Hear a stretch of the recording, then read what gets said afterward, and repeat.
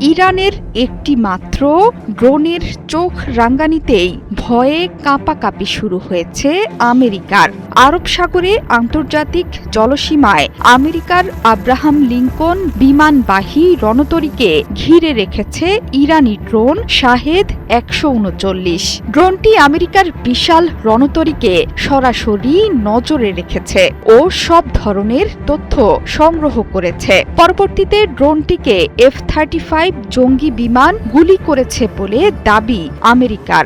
Niacinamide ও salicylic সমৃদ্ধ lily face wash যা ফেসের ডেড স্কিন সেল দূর করে দেয় দ্বিগুণ ফাস্টার ব্রাইটেনিং। ইরান বলছে ড্রোনটি রিয়েল টাইমে ছবি ও গোয়েন্দা তথ্য পাঠিয়েছে কমান্ড সেন্টারে। অর্থাৎ আমেরিকার বিশাল রণতরীর প্রতিটি নড়াচড়া ছিল ইরানের চোখের সামনে। এটি প্রমাণ করে দেয় ইরান সামরিকভাবে কতটা শক্তিশালী। ভয়ে কুপকাত হয়ে আমেরিকা বলছে উত্তেজনা বাড়ানোর ইচ্ছে নেই। আত্মরক্ষার জন্য ইরানি ড্রোনকে লক্ষ্যবস্তু করেছে তারা।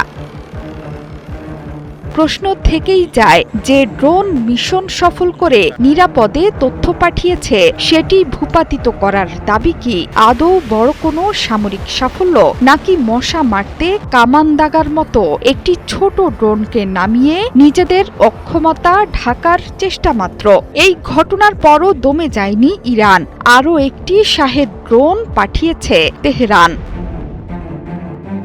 এই ঘটনার পেছনে রয়েছে বড় প্রেক্ষাপট। পশ্চিম এশিয়া জুড়ে মার্কিন সামরিক উপস্থিতি বাড়ছে। ইরানের বিরুদ্ধে বারবার হুমকি দিচ্ছেন মার্কিন প্রেসিডেন্ট ডোনাল্ড ট্রাম্প। তবে ট্রাম্পের জবাবে কঠোর অবস্থানে তেহরান। ইরানের সর্বোচ্চ নেতা আয়াতুল্লাহ আলী খামেনি স্পষ্ট ভাষায় সতর্ক করেছেন, যুক্তরাষ্ট্র যদি যুদ্ধ শুরু করে তা আর দ্বিপাক্ষিক থাকবে না, পুরো মধ্যপ্রাচ্যই জ্বলে উঠবে। ইরানের শীর্ষ জেনারেলও হুঁশিয়ারি দিয়েছেন, ইরানের গায়ে সামান্য টোকা লাগলেও ছারখার হবে গোটা আমেরিকা, কেঁপে উঠবে আমেরিকার প্রতি ইঞ্চি মাটি।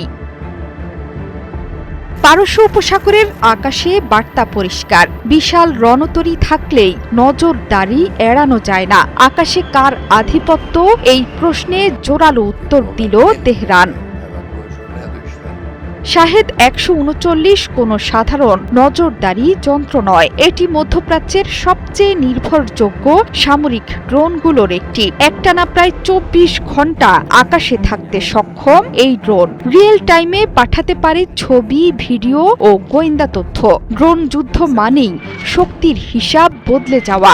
একটি ছোট ড্রোন বিশাল রণতরীর ওপর নজরদারি চালাতে পারলে আকাশে এক ছত্র আধিপত্যের ধারণা ভেঙে পড়ে। জোহরা চৌধুরী সেতু, ৭১।